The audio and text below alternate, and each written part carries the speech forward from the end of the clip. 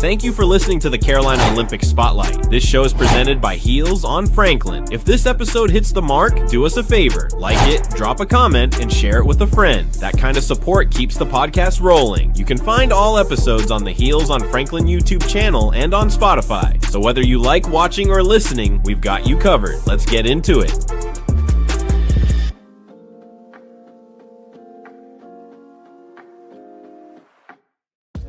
Welcome into the latest episode of Carolina Olympic Spotlight. My name is Chris Smith, and I am your co-host. And as always, I'm joined by my good friend Jeff. Jeff, how are we going? How are we doing today, my guy?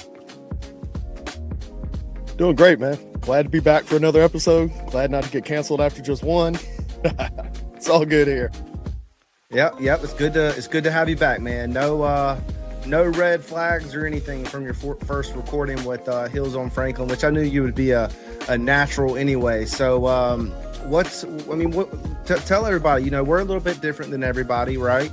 A lot of the other platforms out there, and that's fine. We're not always straight to the point, and we let people know that. We know that our platform's not for everybody. We like to connect with people. We like for our listeners of our show and watchers of our shows to know who we are, to know a little bit about us, right? Because when we see people out in public, it's good to kind of like catch up and become a family, become friends. Jeff, so anything interesting going on in your life these days? No, not really. Other than, wrapping up my youngest daughter's club volleyball schedule season. Last practice was last night, and the last tournament of the season is this weekend in Spartanburg, South Carolina. So travel down tomorrow afternoon, Saturday, Sunday play. The downside to that is I'll miss the baseball game against Duke, the non-conference game against Duke on Sunday. But after that, I'm good. Don't have to miss games because of volleyball anymore this season. So it's always a good thing.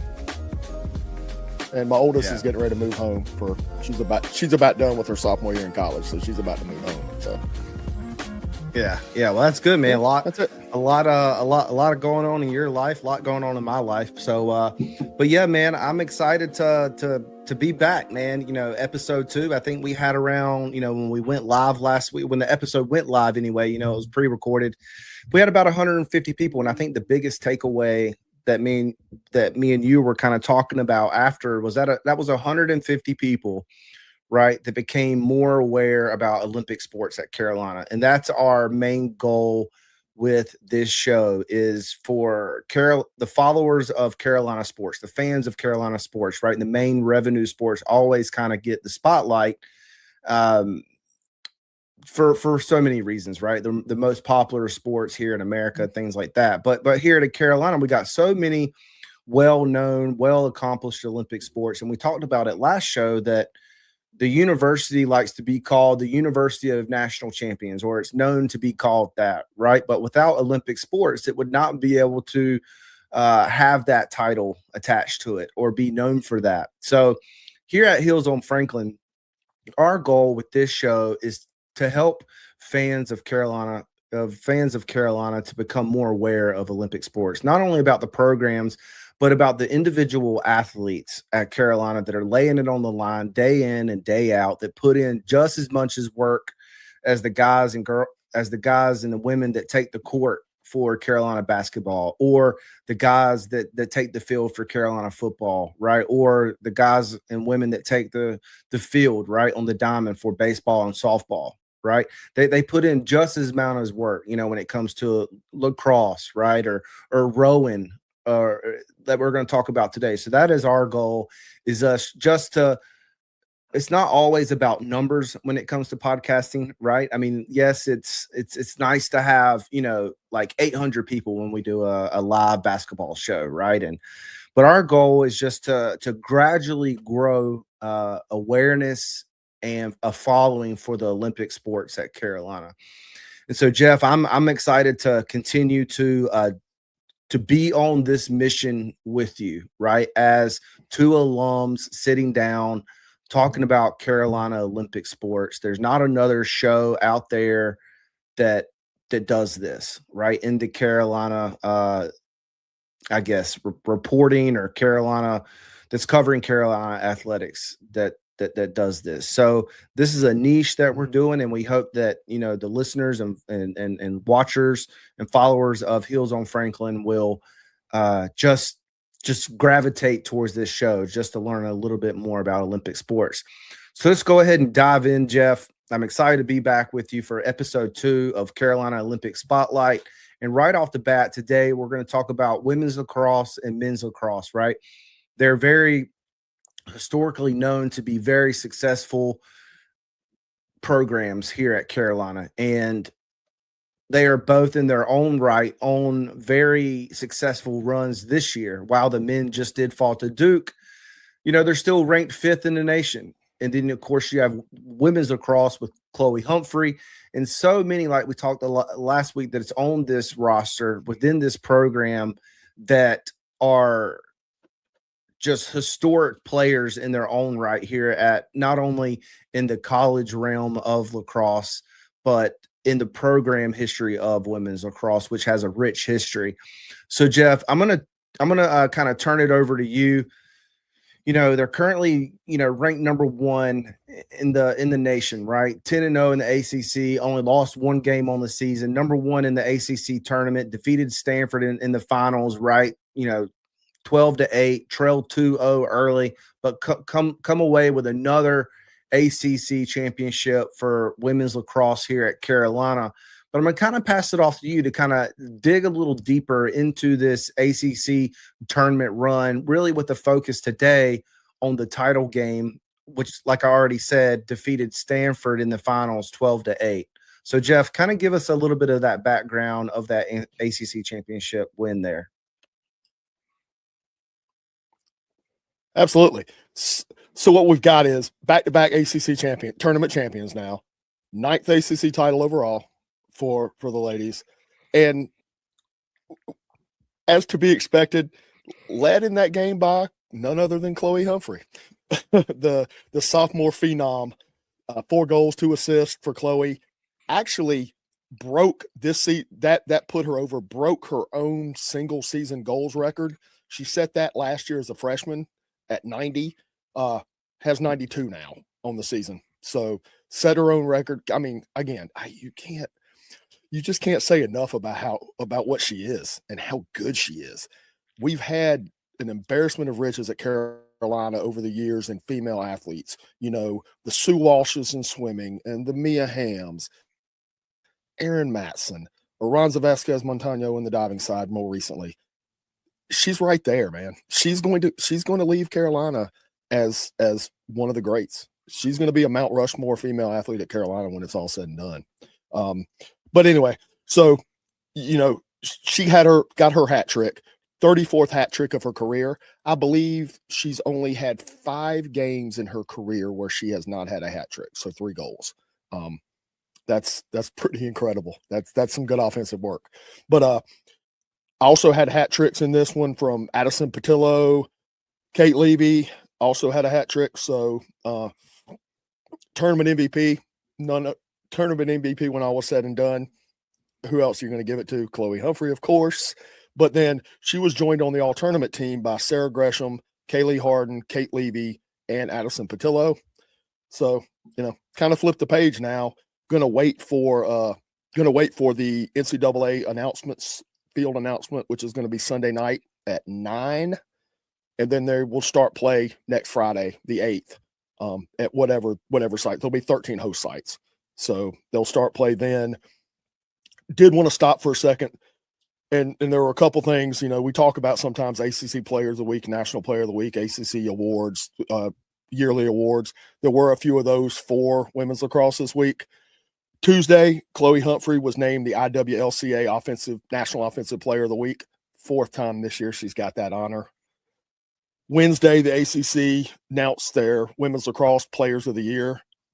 Chloe was the Attacker of the Year. Eliza Osborne was the Midfielder of the Year. And Sam Forrest was the Defender of the Year. So 3 of those right there, 3 of those Players of the Year by position in the ACC go to Tar Heels. Really no surprise considering how strong we've been all year. Looking for another run. Defending national champs, looking for another run. So hopefully get that kicked off. Like I said, kick that off next week on Friday, and we'll have a lot more to talk about with lacrosse in the next little bit. Yeah, man. And I wanted to ask you, I know it's not in our notes today. I know you mentioned Chloe Humphrey, right? Being a sophomore, which is kind of like, in this era of college sports, right? Definitely when it comes to football and basketball and somewhat baseball, players seem to move around a lot, when it comes in the NIL era. And it's really unfortunate because us fans are so used to the past where we get a football player or a basketball player for 4 years, and we really get to know them inside and out when it comes to family and just being able to be attached to a player in that way when it comes to fandom. But when it comes to Olympic sports, it seems like you still get that where they stay around for 4 years, right? Which is a huge plus here. Not so much. It mixes up. I mean, for the most part, I would say yes. I would say if you look across, it's not as prevalent that you're going to get the transfers, but you do see them. You absolutely do see them still. Some,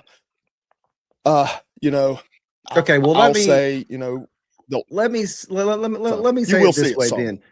Yeah, and I get that, but maybe here at UNC, right? It's more like when it comes to lacrosse programs like that, field hockey, right? Not a lot of players are so leaving our programs, right? We're more getting players in that are coming from a different school because they want to be a part of such a rich history of success, right? And current success. So maybe that's where I should have started this at. So I think that's something that a lot of fans can begin that are not used to following Olympic sports can start to really value in Olympic sports, right? Is that so? I know you mentioned Chloe Humphrey as a sophomore. I know it's not in our notes here, but I know that you follow these programs very closely. In those award winners, do you know where they are at in their career at Carolina, whether it be juniors, sophomores, seniors? How many of them are coming back? I mean, because Chloe Humphrey being a sophomore, we could potentially see another 2 years of her dominance here at Carolina. Out of the award winners, the only one that will be gone is Sam Forrest, and she's a grad student. So, Eliza's back. Eliza, I believe, is a junior this year. I had it in my notes last week, and I wiped it out. I wiped it out this week. Eliza, I believe, is a junior off the top of my head. Like I said, Chloe being a freshman. All tournament team folks. I mean, yeah, we're set up pretty nicely. There's a lot of youth. You mentioned Chloe's a freshman there. I thought you had mentioned she was a sophomore. Sophomore. I'm sorry. Did I say freshman? No, Chloe's a sophomore. I'm sorry. Okay. Gotcha. So we get her for you're right. Potentially for 2 more years, which is awesome. So, all right. So, well, congratulations to the women's lacrosse team and the success that they've had. We wish them nothing but the success as they continue to move forward. I know next week when we hop on, we'll be talking about their run that they're going to be starting here soon in the national tournament, as Jeff just mentioned on Sunday night at 9 p.m. We'll start to figure out what that bracket looks like and that schedule that they're going to have for the NCAA run. Anything left you want to add there? No, I think that puts a bow on women's lacrosse for right now. So. Okay. And I just want to mention to some of our listeners today, I know there is a little bit of a lag between Jeff and I. That is something that we're trying to work on. We started and stopped this episode like 3 times. This is a pre-recorded live. It's going to go out later. So just bear with us on that as we continue to get this new show off the ground here. But let's go ahead and talk about, men's lacrosse, currently ranked 5th in the nation there. Down 2 from last week. So last week they were coming in at 3rd, but I mean, overall has just had a successful season, right? 11-3, 2-2 in the ACC. But unfortunately this past week, on Saturday, this past weekend, they lost to number 17 Duke in the regular season finale there, 16-12, trailed the whole game. Jeff, kind of tell us how this unfolded and where we at right now with men's lacrosse. I know we just talked about women wrapping up the ACC tournament, but it looks like men's is about to start their ACC tournament run here shortly with a number 2 seed coming into it. Yeah. So, yeah, Duke Carolina is big in anything, right? And men's lacrosse is no different. They're strong. Duke is strong every year. We're strong every year. It was one of those games, Duke came out and jumped on us big time, and trailed the whole game there. You kind of take it and move on though. Take it and move on. Number 2 seed in the ACC tournament, which is coming up, actually, and there's ACC tournament for men's lacrosse is 4 teams basically. So it's a top 4 seeds, or the top 4 teams in the ACC will turn over into the tournament. That starts today. Actually, I'm sorry. Today is not Friday. I want it to be Friday. I wish it was Friday. I wish the week was over. No, it starts Friday, tomorrow. And that's going to be down in Charlotte. And we're taking on the number 3 seed Syracuse. Now, Syracuse, 11-4 overall, 2-2 in the ACC. They're right there ranked with us. I think actually in the polls, 2 and 3 of the ACC seeds. In the polls, we're 5 and 6 respectively. So we are right there. We played them earlier the year when we were 2 and they were 3. Came out on top in that one, 14-9. So got the history there. Hopefully we'll be able to continue on that. I will say, and we try to do this. I know we do it some of the other shows when we try to give you players to look at for the other team. Mm-hmm. So if you're checking out the semifinals tomorrow night, it's at 8 p.m. against Syracuse on Friday. Like I said, tomorrow night, players to watch for Syracuse, and they've got some good ones. Attacker Joey Spallina actually is just named the defense or the offensive player of the year in the ACC this year. Leads the conference in goals and assists, and he's Syracuse all-time career points leader. So Joey is a guy that we're going to have to deal with. He's just that kind of guy. Also, midfielder Michael Leo and their face-off specialist John Mullen. So those are 3 names that if you're checking it out, pay attention to those guys. And they've got some more, but they've got some other ones that were worth mentioning. But I wanted to kind of cut it short a little bit. Watch them. They're gonna cause problems. And obviously we handled it earlier in the year. We'll see how it goes this time. Last thing I want to say on this though, the ACC, like I said, offensive player of the year just announced this week is from Syracuse. We had some honors going there though. On Tuesday, Brady Wambach was named the ACC men's lacrosse co-defensive player of the year, and Owen Duffy, Don Petramala, and Brady Wambach were also named to the All-ACC men's lacrosse team. So, guys have done really good work, and the ACC gives them that honor. So, good stuff there. See how it goes. See how the ACC goes. Hopefully, we're playing on Sunday. Hopefully, we're also playing on Sunday in the finals, and then we'll track the progress of the NCAA from there. Yeah, and super random question, and you probably don't know the answer to this. Does Brady have any relation to Abby Wambach? I wonder. No. Nah. I looked that up. I didn't find any. So okay, it's not a very normal last name, I don't think, or a very popular last name that you hear a lot. So I was just kind of wondering. So because you never know. I did see that Alex Rodriguez's daughter is coming to play at Carolina. And what sport is that for? Oh my gosh. Why did you ask me that? Because I posted about it too, because he took a picture he posted a picture on his Instagram. It's been a few months now, and now I'm completely blanking on what it was. Well, let's just look it up here really quick. I call a lot of heat for that.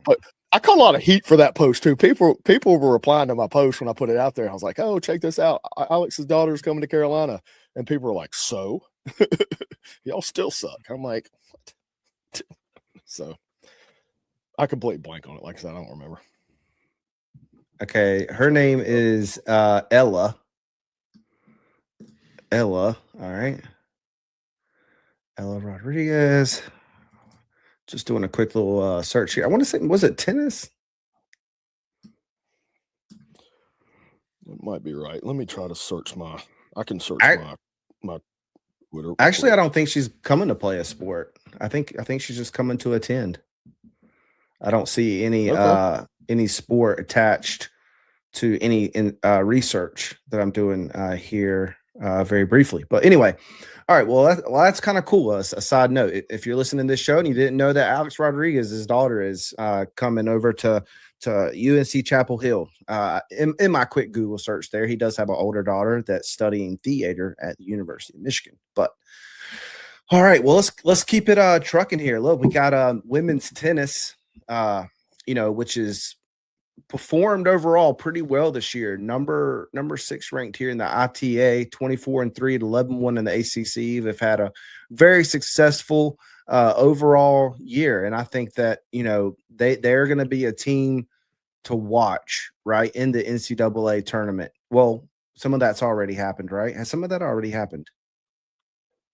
NCAA has not happened yet. NCAA has not happened yet. It's coming up. Right, so they earned the number 5 overall seed in the NCAA tournament, and it looks like they're taking on Charleston Southern there starting tomorrow. Jeff, I'll let you take it away and kind of dive in a little bit here for women's tennis at Carolina. Cool. Yeah, so the regionals are taking place. They start tomorrow, 4 p.m.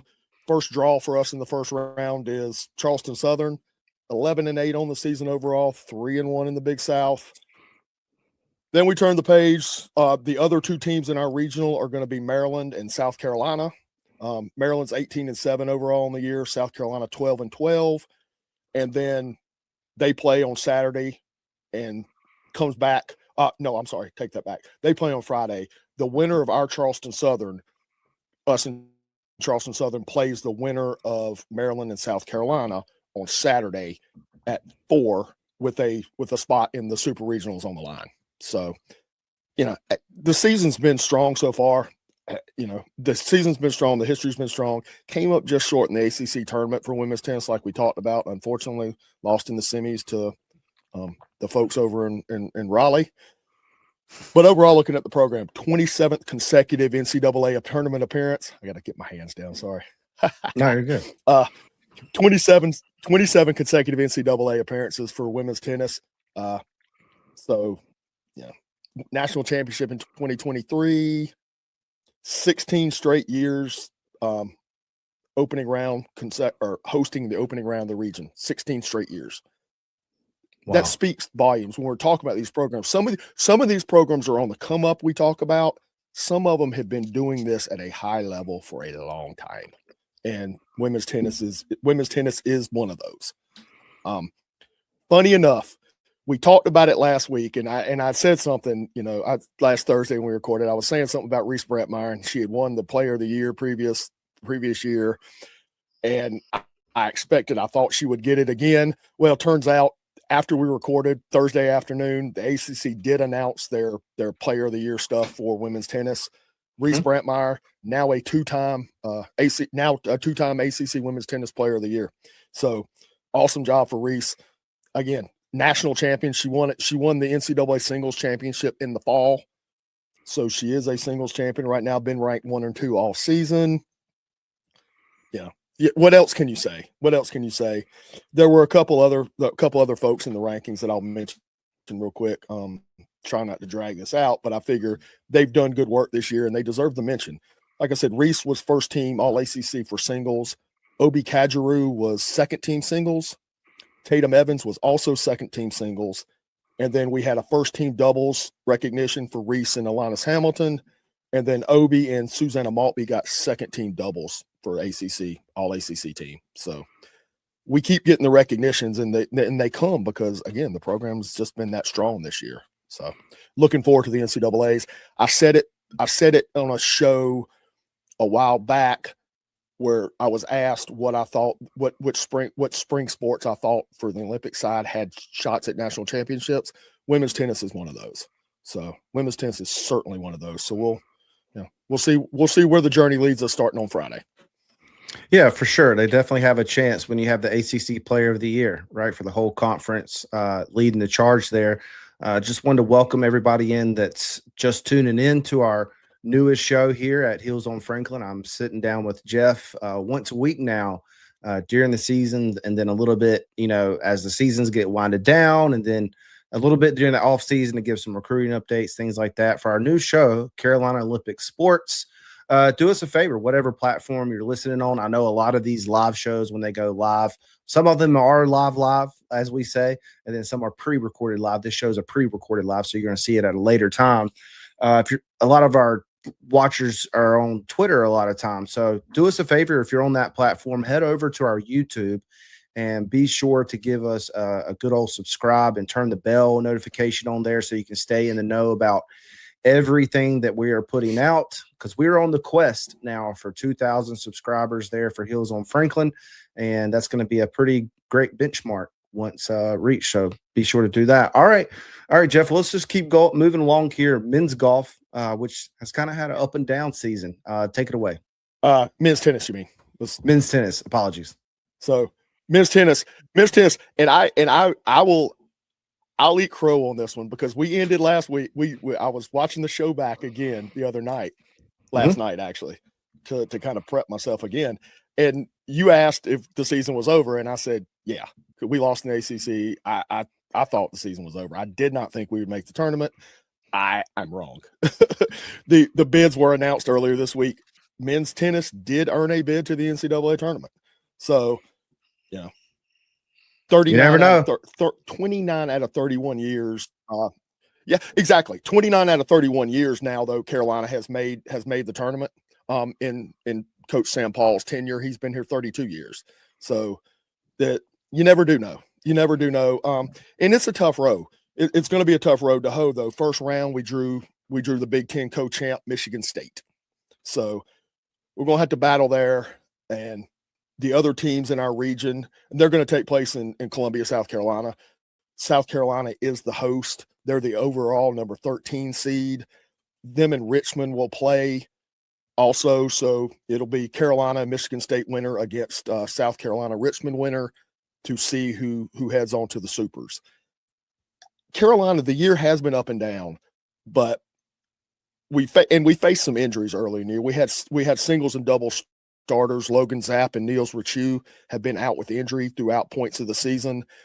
Those were when it got a little rough, I think, when we were trying to get them replaced. They're back and healthy now. So Coach Paul had said some stuff earlier in the week that he was really excited now that we're back and healthy to see how the NCAA plays out. So, hey, we got them back. We're at full strength. Let's go make some noise. Yeah, you never know. Sometimes you just need a shot. So let's go ahead and talk about women's golf. Number 12 ranked. Absolutely correct. On Clip scoreboard there. Up 1 this week. And number 2 seed in the Chapel Hill Regional. A lot of what... Yeah, you completely froze on me there. Okay. Daggone it. We're going to have to figure out the connection problems, man. It's probably on my end. We'll have to figure that out. My bad. It's okay. It's okay. No worries. Hey, man, it's all a work in progress, right? All right, so let's talk about women's golf. Number 12 ranked and in Clip scoreboard there, up 1 this week. So they were coming in at number 11. Coming in at 13 last week. Now they're up to 12. And so number 2 seed here in the Chapel Hill Regional. So they get the opportunity to host a regional here. And that's going to be held at Findlay, which is their home golf course, May 11th through the 13th. So that's a Monday through Wednesday, 2 weeks from now. Jeff, what you got? Yeah, it's one of those situations. I will say, I think we get to host because Findlay is such a great place. The number 1 seed in our regional is actually Texas. We are the 2 seed in our region. I'll take it. I mean, Findlay's a beautiful course. But, yeah, we've got a region made up of Texas, us, Mississippi State, Oklahoma State, Kent State, Virginia, Michigan State, NC State, High Point, Furman, Richmond, and Howard. So it's a 12-team regional. They'll play 54 holes. And what's going to happen is the top 5 teams at the end of 54 holes are going to advance to the NCAA championships that'll take place starting May 22nd in California. So the team's been strong this year. I mean, we've won. I talked about it last week and I wiped the numbers out, but we've got like 3 tournament wins on the season, I believe, for women's 10 or for women's golf. A couple seconds, a couple thirds, led by folks like Megan Stryker. We got a good shot. So looking forward to seeing what happens. Texas is strong though, but I mean, top 5. I think top 5 is doable. I don't see any reason. I don't come into this thinking, we can't make it. I would expect us to pass on to the NCAA championships. So, and I'd be disappointed if we didn't, quite honestly, where we sit right now. Okay. Yeah. Well, that's interesting. Sometimes I do forget that, unfortunately, I do forget that, golf, is a sport that you could potentially go and watch there for Carolina. Can you? Yeah. Absolutely. Okay. Have you ever done that? Not in the last 4 or 5 years. Before COVID, okay. I haven't since COVID. Okay. Well, look, we are credentialed now too for for baseball, softball, and that comes with all Olympic sports there. So we would just need to email the SID for that, and maybe we can go out there and check it out. That'd be kind of interesting, right here in Chapel Hill. I like the idea. I like that idea. So maybe I could learn something or two for my golf swing there. It's pretty rough though, but anyway, let's talk about men's golf here. Number 2 ranked and clipped, scoreboard down 1 from last week. Number 2 seed in the ACC championship. So Jeff, what you got here for men's golf? I think, did you say we're number 10 ranked? I thought I heard number 2 ranked, but I'm not sure if I heard that wrong. Number 10 ranked and clipped. There were number 2 in the ACC tournament that came, or ACC championship that was played this past week. Okay. Finished 3rd in stroke play to advance to match play. We came in the 3rd seed in match play. We took on number 6 seed Clemson and beat them 3-2. So what match play is they basically, match play is a little bit different. Normally golf, stroke play and it's just the field and you see how you finish.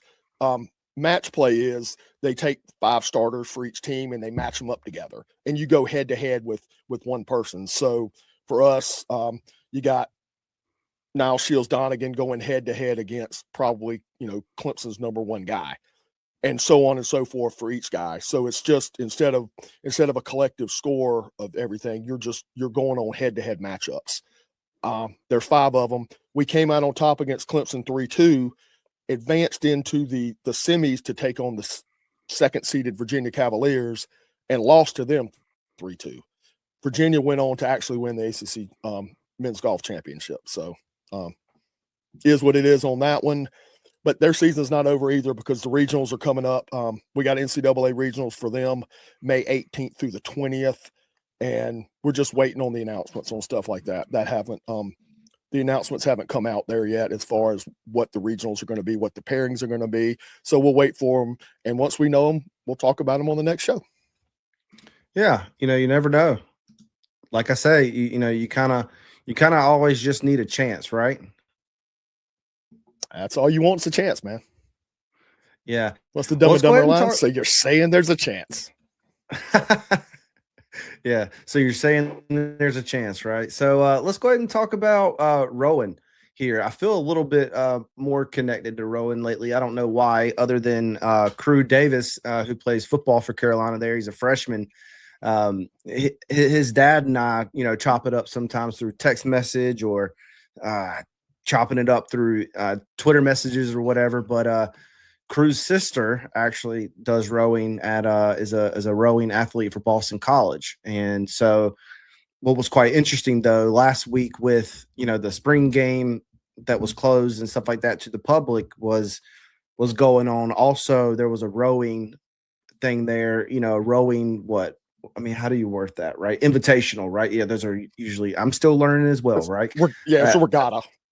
Yeah, so Lake Wheeler Invitational Friday and Saturday. Boston College was there, and his sister is a rowing athlete at Boston College. So it's kind of cool that his family got to not only come for the spring game because family was invited for that, but they also got to go out to Lake Wheeler and see his sister play. So, or sister row. So let's talk a little bit about that. Row at number 22, and was it Pocock? Is that how you say that? Gotcha. Okay, I think you're having a little bit of freezing again there, but it's okay. CRCA, same this week.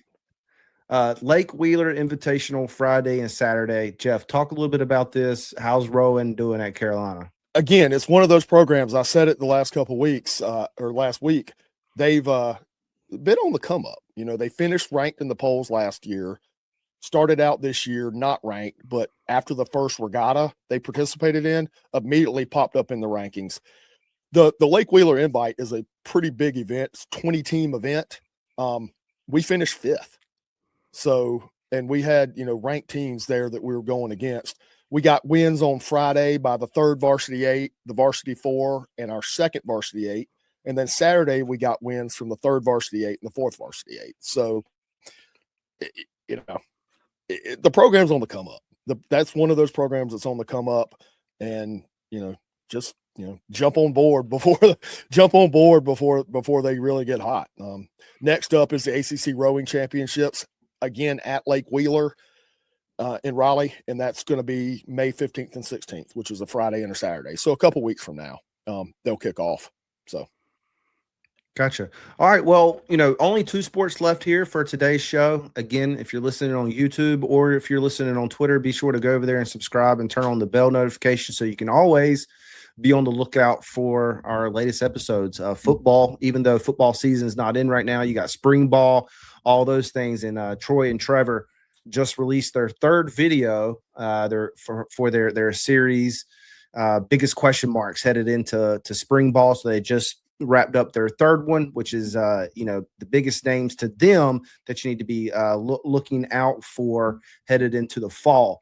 So one of our next to last sport that we're going to talk about on today's show is outdoor track and field. And I know we had a bunch of success here in the races that went on. I know there was a lot of talk about it on social media as well. And so Jeff, dive in. How did they look overall? Definitely at the pin relays there in Philly, which I think we had some pretty great success at.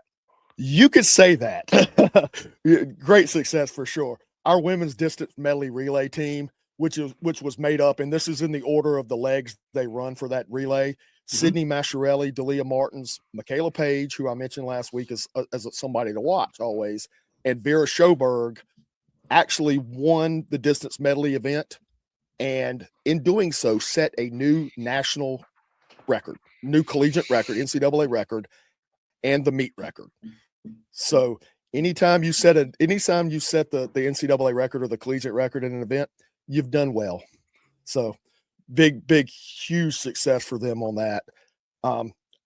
Distance medley. I said it last week, distance U. Carolina is distance U as it relates to track and field, indoor and outdoor lately. Over the last 2 or 3 years. We just really are. We're strong, and we keep pulling in new people. We've passed on the men's side. We passed on from the Parker Wolves and the Colton Sands and the Ethan Strands of the world, but they keep doing it. Men and women both keep doing it. But again, collegiate record, new collegiate record. Yeah, that's that dog will hunt. That's strong stuff. But then we had a couple other ones. We had a couple other ones that had some top 5 finishes that I wanted to throw out there real quick. Tomer Tarragano in the men's 5,000 meter finished 3rd. Again, another distance event, another podium finish right there. Mackenzie Mauney finished 5th in women's discus. Spencer Young finished 5th in women's javelin. And then we had the women 4x800 relay where we finished 3rd. And in doing so, ran the 2nd fastest time in Carolina program history. So they're doing work. They keep doing work. If you actually look at the USTF CCCA rankings, that's a mouthful every time I say it. If you look at those rankings, we're actually in outdoor track and field for both teams. We're down pretty far in the rankings, and it's because we haven't. I think it's probably because we haven't thrown a lot at an event yet, but we're having pockets of success, and that's really what it's all about, quite honestly. Like I said last week, though, we got kind of a split deal where we also had some folks down in Charlotte, and we actually had some overlap because we had some folks that ran in Penn and then came down to Charlotte on Saturday and actually ran in Charlotte on Saturday. Had a couple good finishes. Had a handful of top 5 finishes there that I'll mention real quick. Donovan Calhoun had 5th in the men's 200 meter. Trevor Pascal second in the men's 400. And Trevor's time was notable because it's the 9th fastest time in the men's 400 meter in Carolina history. Then Dalia Martins. Dalia was on that new NCAA record distance medley relay. She finished 3rd in the women's 400. So, Dalia can do it all. She's got the shorter distance 400, but she's good also on that distance stuff. Then we had the women's 4x400 relay where we finished 4th, and women's pole vault, Peyton Berryman finished 3rd. So good finishes there, good strong finishes there. We've just got one more event left before the ACC championships kick off. We'll be in Durham on May 3rd for the Duke Twilight event. I believe that's Sunday. And then the ACC Outdoor Championships are going to take place in Louisville, Kentucky, 14th through the 16th of May. So good stuff there. And I have to mention, I'll be remiss if I don't. ACC honors and stuff come out. On Tuesday, the ACC Outdoor Track and Field announced their performers of the week, and really no surprise that our distance medley relay team for the women came in as the honorees for ACC Women's Outdoor Track Athletes of the Week. So credit to them. It was really a no-brainer. And they're actually, this isn't on the notes, but the USTFCCA did their national athletes of the week. And after setting the NCAA record, our women didn't get the D1 women's honor, which I thought was kind of crazy because the athlete from Minnesota that did, she didn't set a record in her performance. No takeaway from her, but we just set the NCAA record. So if you care as much about the awards, that's all right. But yeah, we were robbed on that one. So yeah, the athletes definitely care about those awards. I've kind of been around some of that when it's happened on the back end of things. So it's quite interesting how the awards are even voted on, but that's maybe for a different show to talk about. Jeff, let's go ahead and wrap today's show up with a discussion around UNC gymnastics there. They've wound down the season. Yeah, we talked about last week how the season was over and there was a lot of success, how the program is building now year over year. And, it just, I guess, just for further affirmation of that, and the reason I wanted to mention gymnastics still is the last NCAA gymnastics rankings, the Road to Nationals rankings, the final rankings for the season did come out, and we were 20th in those. Previous poll that had come out, rankings that had come out for that before the tournament and everything, we were 22nd. So we jumped up 2 spots in the final rankings based on our scores. Because the Road to Nationals rankings, and I think I said this last week, the rankings for gymnastics are not votes by coaches and things like that. It is strictly based off of your average score, your average all-around team score. So, like I said, the record, when you looked at it earlier, we looked at it last week, the record wasn't impressive for gymnastics, but the real proof in the pudding is the ranking and the fact that our scores rank top 20 nationally. So highest, the last little tidbit I'll put there is the highest end of season ranking that gymnastics has had at Carolina since 2006. I was getting ready to say 2015 or something. No, it's 2006. So again, Coach Durandy's got the program on the come up. We've got the last couple of years we've had a superstar freshman come in. The last 2 years with JoJo Malahovic and now Sydney Seabrooks. You talked about it last week, Chris, how fun it was to watch them in Carmichael and the chalk and the chalk thing and the fist bumps and everything. It's cool. It's a cool event. Again, it's another one that Carolina really is on the come up. So, jump on the train now. Jump on the train now while it's going a little bit slower, because it's gonna pick up speed in the coming years. Yeah, and just to kind of go off that a little bit, I definitely reiterate, like, next season when it comes around to gymnastics, just go definitely if you have kids, right? Go out and see a meet take place. I mean, they're really fun. You can get close to the floor with the chalk, and the players, or not the play, the athletes will chalk up their hands and kind of like give the kids a high five, and then they have chalk on their hands, and they're all like, oh my God, and also like just being a now like 38, like seeing them, like, I mean, I could never do front or back flips anyway. It's just not in my repertoire of talents, but like seeing them do those things at the level that they do them, I'm just like blown away. Right. Definitely like the bar event is just insane, crazy, and there's so much going on too. Like there's like one competition going over here, there's one thing going on over here, and they all kind of like rotate. Right. So, it's quite interesting. And that's the unfortunate part too, when it comes to talking about, the 2006 right there, right? Highest end of season ranking since 2006. If that was a mainstream sport, that would have been all over social media, right? But I didn't know that until today's episode because you prepped the notes, right? And so, I mean, that's just stuff that deserves to be talked about. It's things that deserve to be celebrated, right? And so that's one of our goals here, is to shine a light on Olympic sports for the Carolina Olympic Spotlight here, which is presented by Heels on Franklin. And so that wraps up today's show. Jeff, anything else you want to close with before we head on out of here? Appreciate y'all having me in the family, man. As always, this is fun. I love doing this. So I love the platform, having the platform to do it. Yeah, man, for sure. And I just want to say too, thanks for everybody sticking with us through this episode. I know there's been a small lag between Jeff and I. I promise that he is not that hard of hearing. There's like a 4-second lag from when I finish talking and Jeff hears it. So, so we appreciate you tapping in. Like I've already said a few times throughout the episode, we are on the quest for 2,000 subscribers over on YouTube. So do us a favor, if you haven't already, go over there and hit subscribe and hit that bell notification so you can always get a notification when we release our latest video, because some videos don't make it live, right?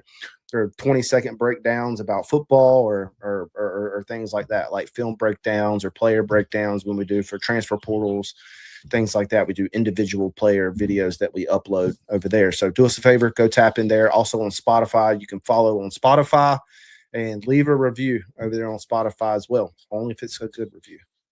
We encourage you to do that. So, Jeff, it's always fun talking Carolina Olympic sports and anything with you, my friend. We hang out at baseball games a lot lately, softball games, hang out, get a good fist bump in, hug, the whole thing. So thank you all, everybody, for tapping in. Be sure to just show that love to Carolina Olympic sports. And we'll see you on the next show for Carolina Olympic sports next week. Until next time, go Heels. Go Heels.